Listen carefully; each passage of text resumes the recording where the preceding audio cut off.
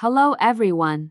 97% of older men don't realize girls ask this to hit on you. There's a subtle dynamic unfolding in conversations every single day, and most men don't even realize it's happening. This isn't the kind of thing you overlook like a small typo. It's more like missing a flight. You were at the gate, everything was right in front of you, and somehow you still didn't see it until the opportunity was gone. What makes this even more surprising is that women aren't trying to conceal it. They're not playing games or setting traps. On some level, they genuinely hope you'll notice. They're giving you something to respond to, but most men don't pick up on it. And the ones who do, they rarely explain it. They don't turn it into formulas or scripts. They simply understand something that others keep walking past. Let me ask you something. When was the last time a woman asked you a seemingly casual question, something light, almost throwaway, and you gave a perfectly reasonable answer, then moved on, only to sense later that something had shifted? The energy cooled. She became slightly distant, a bit less engaged, even though, technically, you said nothing wrong. That wasn't random. It wasn't bad luck. It was a signal you didn't recognize. Today, we're going to unpack what that signal actually is, where it comes from psychologically, and what it's really asking for beneath the surface of the words. Because once you understand this, the entire texture of your conversations with women changes. Not because you've memorized a new technique, but because you're finally hearing the real language being spoken. This isn't guesswork. It's grounded in behavioral psychology and attachment science, decades of research into how people form bonds, test emotional safety, and decide who is worth opening up to. These patterns show up everywhere: first dates, casual text exchanges,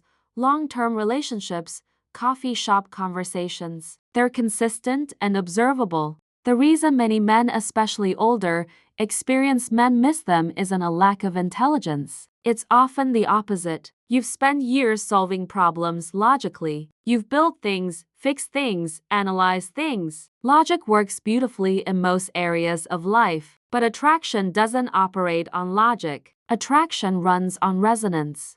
There's a specific kind of emotional frequency women broadcast when they're interested, when they're curious, when they're considering moving closer. They rarely state that directly. Instead, they ask questions, specific kinds of questions. And by the end of this, you'll understand what those questions are really communicating, why they're being asked, and how to respond in a way that deepens connection instead of quietly shutting it down. First, let's look at the core mistake. When a woman who's interested in you asks a question, your instinct is to answer it cleanly, efficiently, correctly. She asks where you grew up, you tell her. She asks what you do, you explain. She asks if you've been to Italy, you say yes or no. On the surface, that seems polite and normal, but underneath, something else is happening. She isn't asking because she needs data. She's asking to feel you. She's sensing for your presence in the space between your words. She wants to know,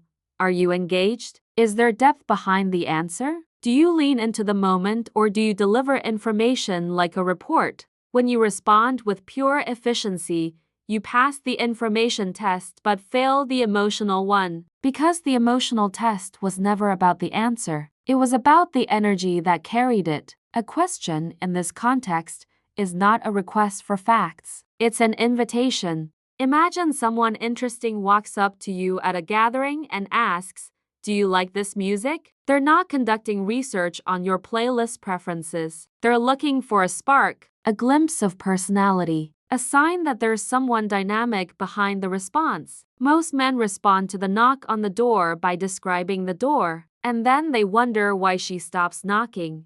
As men get older, this becomes even more pronounced. You become composed, efficient, measured. You've learned not to overshare, not to ramble, not to seem overeager. Those are strengths, but they can create a surface that feels sealed. And when a woman is interested, she's often looking for a small opening in that composure, not to break you down, but to confirm there's warmth, texture, humanity inside. Strength that feels alive, not inaccessible. So she keeps asking questions, small ones. innocent ones, until she either finds a threat that leads somewhere real or she stops looking. Now let's go deeper into what's happening psychologically. The first dynamic is what we might call the emotional safety test. When she asks something personal early on, she's not collecting information, she's assessing safety. Attachment research shows that before someone allows themselves to feel attraction openly,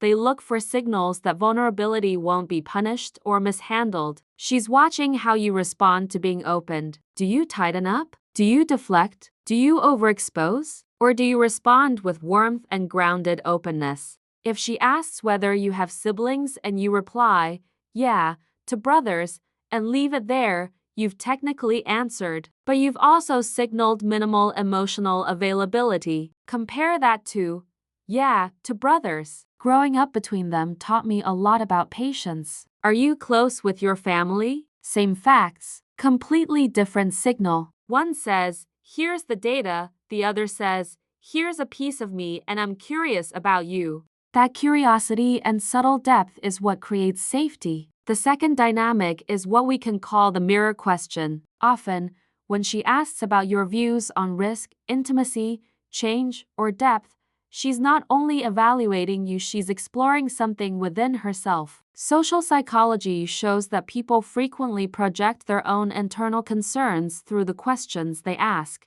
If she asks, do you think it's possible to really know someone? There's a good chance that question matters to her personally. Maybe she's felt misunderstood. Maybe she's wondering if deeper connection is possible. If you respond with a dry, surface-level answer, the deeper conversation closes. But if you say, I think it's rare, but possible, it takes honesty most people avoid. What made you think about that? You've gently opened the real doorway. Emotionally intelligent men don't just hear the question, they feel its weight. The third and perhaps most important dynamic is what we might call displacement signaling. When a woman is attracted but unsure, she rarely announces it directly. Instead, she creates conversational scenarios that allow her to observe you safely. She might ask about spontaneity, about emotional availability, about whether people can change, about what kind of music you listen to alone. These aren't random curiosities. They're indirect ways of asking, who are you really? And is there space for me in that world? Research on flirtation consistently shows that indirect signals increase before direct ones. She's testing the water before stepping in. If you answer these questions like exam prompts accurate but emotionally flat, nothing moves forward. What she's actually looking for is how you inhabit the question.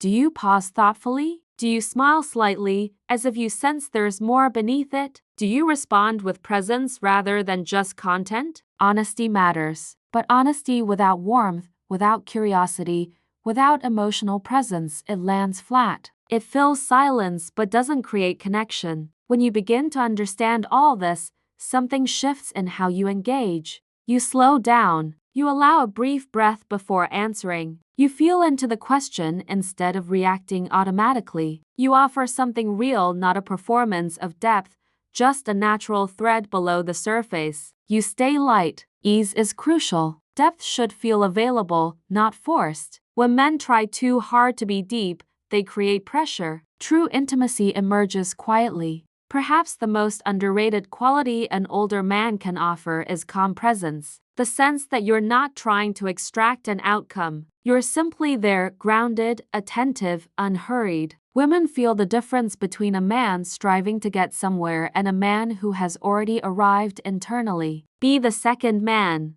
Ultimately, this isn't about learning tricks to become more attractive. It's about becoming more present. Attraction is a byproduct of that presence. When someone reaches toward you with a question, they're rarely asking for information. They're asking, is there someone here? Is there warmth? Is there depth? Is it safe to want this? The answers to those questions aren't found in your words alone. They're found in how you hold yourself in the space between what's asked and what you offer in return. The calm that doesn't need to prove itself. The curiosity that isn't performing. The depth that arrives naturally. The presence that says, without saying it, I'm here. I see you. Take your time.